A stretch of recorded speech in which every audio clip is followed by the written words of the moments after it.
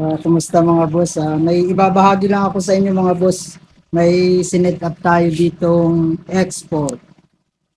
Bali, ibabahagi ko lang mga boss para magkaroon din kayo ng idea pag nag-set up kayo ng mga export. Bali, ang ginamit dito natin mga boss ay yung half shifter ng pang Raider 150. Ayan, nag-holder tayo dito. Ayan, holder. Para matibay yung kanyang pwesto mga boss. Ganon din sa kabila mga boss.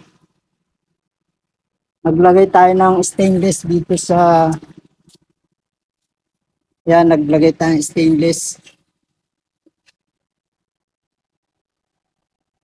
Bali holder din mga boss para matibay yung ano niya, yung pwesto ng kanyang preno. Ayan, napakababaw ng preno niya mga boss. Nilagyan din natin ng holder dito mga boss sa likod, yung makapal. Ayan. Para hindi gumalaw itong kanyang preno. Tapos yung swing arm niya mga boss, pang smash. Ayan. Naglagay lang tayo ng bushing, yung kulay dilaw mga boss. Ayan. Hinati lang natin. Sa kabila ganun din. Tapos isang washer lang. Tapos ayan yung kasa niya. Ito spiker yung ginamit nating shock sa likod mga boss. Tapos yung kanyang preno pang Raider 150. Bali ang ginawa natin dito mga boss. Ayan. Ito para magkaroon din kayo ng idea. Ayan o. Nakalak mga boss dito sa ano niya. Sa preno. Yung tornilyo ng kanyang shock, nakalak yung kanyang preno. Ayun yung adjuster niya mga boss.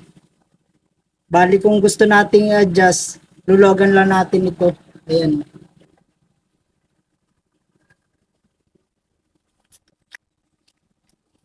Ayan, naka-align na yan mga boss. Ganda yung pagka-align niya. Tapos dito gumamit lang tayo nito. Sa upuan mga boss, gumamit tayo ng pang Raider 150 na FI. Bali ang ginawa natin dito mga boss, hinating natin dito sa banda na ito. Tapos itinaas natin yung tubo para sakto dun sa kanyang upuan. Ayan, para matibay. Tapos yung sa ilalim mga boss, naglagay tayo ng plate dito sa ilalim. Para kung sakaling sakyan na mabigat, hindi siya masisira. Tapos nilagyan lang natin ng tornilyuhan dito mga boss. Ayan. Yan. Bali yung tambutso niya mga boss sa RCM. Busog pipe. Ayan. Tapos sa preno naman mga boss, gumamit tayo nitong Nissin. Ayan ginamit natin. Bali ang conversion nito mga boss ay sa baba.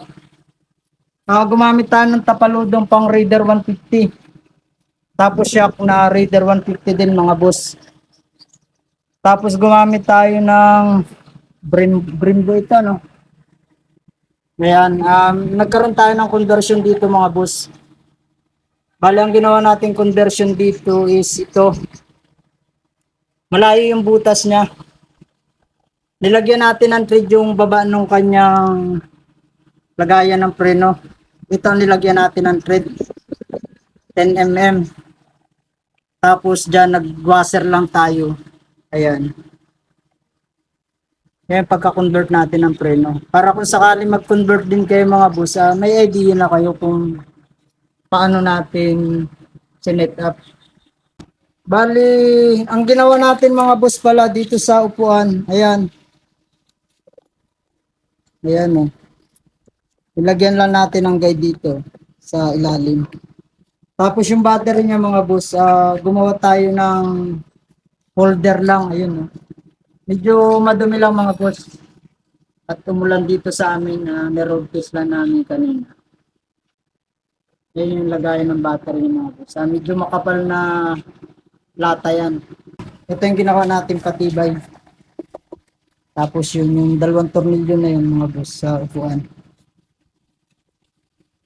Ano, mahirap kasi, no? Yung tadyakan nga pala mga boss, ayan, nagpabint tayo sa machine shop. Ayun, dapat kung mag-ano kayo mga boss, kung mag-order kayo ng tambucho, pwede namang ano yan, medyo ipa-ano nyo itong parte na ito. Medyo paliitan nyo dito para hindi sumabit tayo, no? Nagkaroon kami ng kaunting pukpok dito. Dahil doon sa tadyakan niya, ayan.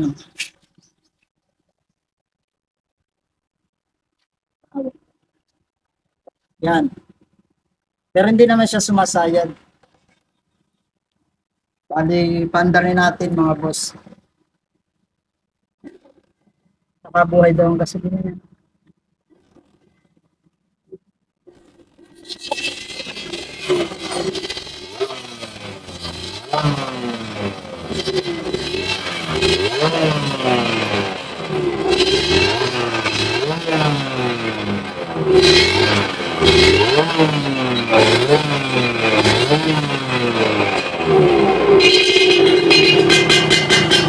Yan ang tulog ng tambok niya mga boss.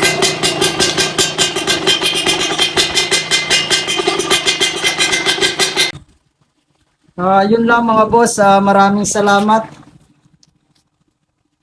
Ayan yung kanyang tsura.